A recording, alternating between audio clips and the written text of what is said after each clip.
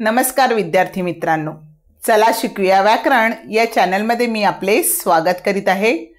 आज आपण उपयोजित लेखनातील सारांश लेखन हा घटक अभ्यासणार आहोत। तर चला शिकूया लेखन प्रकार। आज आपण सारांश लेखन या लेखन प्रकाराविषयी माहिती घेणार आहोत। सारांश लेखन हे एक महत्त्वाचे भाषिक कौशल्य आहे। सारांश लेखन म्हणजे एखाद्या विस्तृत लेखनाला त्याचा संपूर्ण आशय लक्षात येईल अशा पद्धतीने संक्षिप्त रूप देणे। म्हणजे आपल्या समोर एखाद्या विस्तृत स्वरूपाचं लेखन असेल तर त्या लेखनाचा संपूर्ण आशय थोडक्यामध्ये आपल्या शब्दात मांडणं, लिहिणं यालाच म्हणतात सारांश लेखन। आपण एखादा चित्रपट पाहायला जातो आणि आल्यानंतर आपल्या मित्राला किंवा मैत्रिणीला त्याची कथा थोडक्यात सांगतो, याला सारांश असं म्हणतात।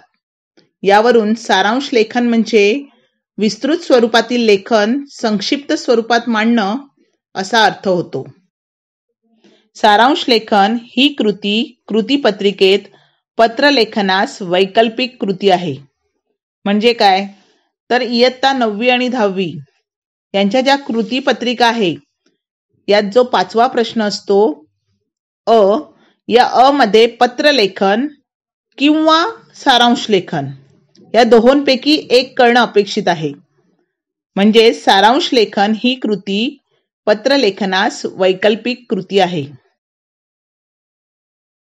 या सारांश लेखनाच्या काही पायऱ्या आहेत।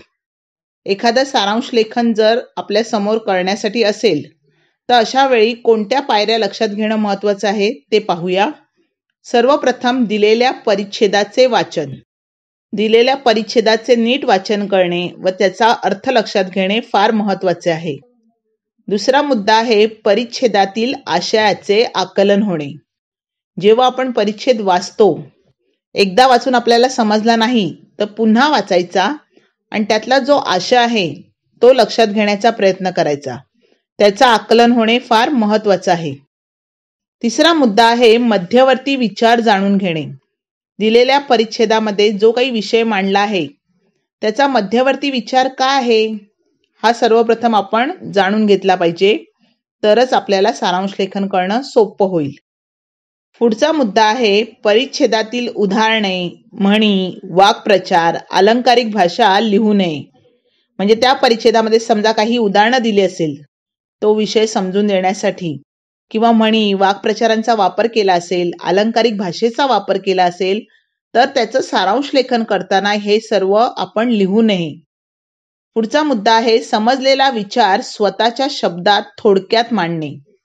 आपल्याला परिच्छेद वाचल्यानंतर त्यातला जो काही आशय समजला असेल, जो काही मध्यवर्ती विचार आहे तो समजलेला असेल तर तो स्वतःच्या शब्दांमध्ये मांडणं आणि ते सुद्धा थोडक्यात मांडणं याला सारांश लेखनामध्ये खूप महत्त्व आहे। कृती पत्रिकेसाठी सारांश लेखन हा जो लेखन प्रकार आहे तो जर आपण कृती पत्रिकेच्या संदर्भात सोडवत असू तर कोणत्या गोष्टी लक्षात घेणं महत्त्वाचं आहे ते पाहूया। पहिला मुद्दा आहे सारांश लेखन उतारा 100 ते 120 शब्दांचा असेल। तुमच्या कृती पत्रिकेमध्ये सारांश लेखनाचा जो उतारा असतो किंवा परिच्छेद असतो तो 100 ते 120 शब्दांचा असतो। दुसरा मुद्दा दिलेल्या परिच्छेदाचा थोडक्यात म्हणजे 35 ते 40 शब्दात सारांश लिहिणे अपेक्षित आहे। म्हणजे कृती पत्रिकेत अशी सूचना असते की दिलेल्या परिच्छेदाचा 1/3 सारांश करा। 1/3 सारांश म्हणजे 100 ते 20 शब्द असतील तर त्याचा सारांश 35 ते 40 शब्दांमध्ये होणं अपेक्षित आहे। तिसरा मुद्दा आहे परिच्छेदाच्या सारांशातून संपूर्ण आशय लक्षात येणे अपेक्षित आहे। जो दिलेला परिच्छेद असेल त्याचा जो काही आशय असेल तो आशय आपल्या सारांशातून येणं अपेक्षित आहे। पुढचा मुद्दा आहे सारांश लेखनात मध्यवर्ती कल्पना स्वतःच्या शब्दात मांडणे अपेक्षित आहे। जी मध्यवर्ती कल्पना त्या परिच्छेदात आहे ती कल्पना जशीच्या तशी न मांडता स्वतःच्या शब्दात मांडणं हे सारांश लेखनात अभिप्रेत आहे। पुढचा मुद्दा आहे सारांश लेखनात स्वतःचे मत मांडू नये। की सारांश लेखनामध्ये जो काही परिच्छेद दिलाय त्यातला आशय स्वतःच्या शब्दात मांडावा, पण ते मांडताना स्वतःचे मत मांडू नये. मला असं वाटतं की असं असायला हवं. अशी स्वतःची मते मांडू नयेत. पुढचा मुद्दा पहा. परिच्छेदाचे वा सारांशाचे शब्द मोजून नोंद करणे आवश्यक नाही. की दरवेळेला तुम्ही सारांश लेखन केलं तर त्याचे शब्द मोजण्याची, त्याची नोंद करण्याची आता आवश्यकता नाही. म्हणजे मी मगाशी म्हटल्याप्रमाणे 35 ते 40 शब्दात सारांश झाला पाहिजे. त्या 35 चे 34 झाले किंवा 40 चे 41 शब्द झाले तरीही काही बिघडत नाही.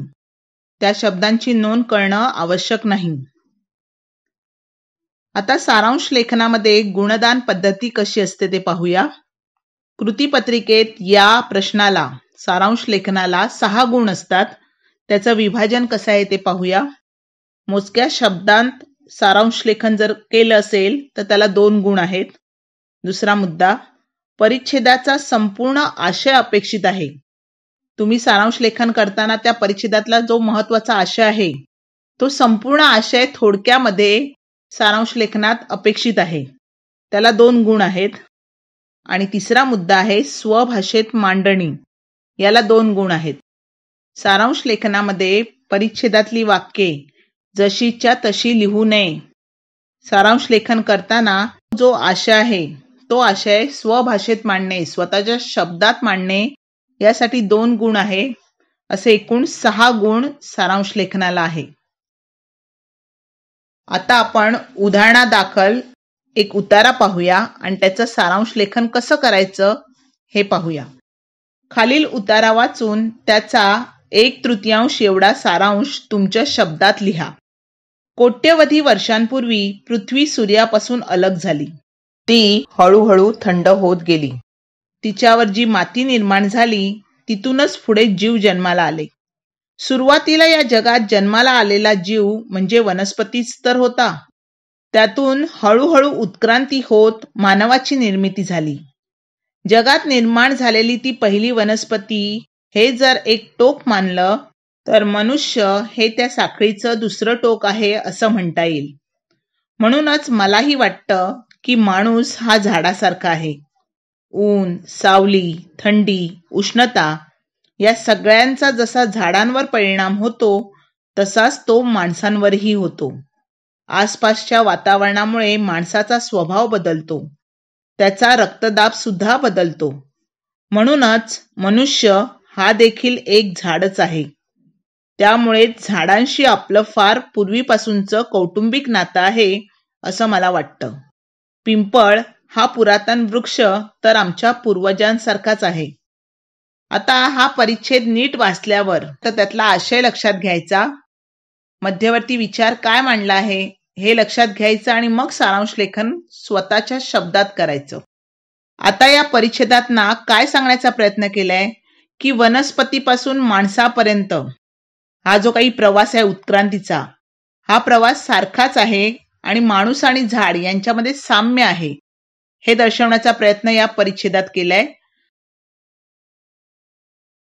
आता याचं सारांश लेखन कसं करावं हे आपण पाहूया. पृथ्वीच्या निर्मितीत उत्क्रांतीचा प्रवास वनस्पतीपासून माणसांपर्यंत येऊन ठेपला आहे. म्हणूनच माणूस आणि झाड यांच्यात बरेच साम्य आढळून येते. वातावरणातील घटकांचा परिणाम जसा वनस्पतींवर होतो तसाच माणसांवरही होतो. सृष्टीचे सर्व नियम माणसाला आणि झाडाला सारखेच लागू पडतात असे म्हटल्यास वावगे ठरणार नाही. या सारांश लेखनामध्ये परिच्छेदातली वाक्ये जशीच्या तशी वापरलेली नाही. इथे स्वतःच्या शब्दामध्ये परिच्छेदातला आशय थोडक्यात मांडण्याचा प्रयत्न केला आहे. इथे मोजक्या शब्दात सारांश लेखन केलेलं आहे. परिच्छेदाचा संपूर्ण आशय आलेला आहे आणि त्याचबरोबर स्वभाषेत मांडणी केली आहे. आणि या सर्व लेखनासाठी तुम्हाला 6 गुण आहेत. सारांश लेखन हा आपल्या अभ्यासक्रमातील एक महत्त्वाचा भाग आहे. एक महत्त्वाचं असे भाषिक कौशल्य आहे. आजच्या भागामध्ये आपण सारांश लेखन हा घटक अभ्यासलेला आहे. यापुढील भागामध्ये आपण जाहिरात लेखन हा घटक अभ्यासणार आहोत.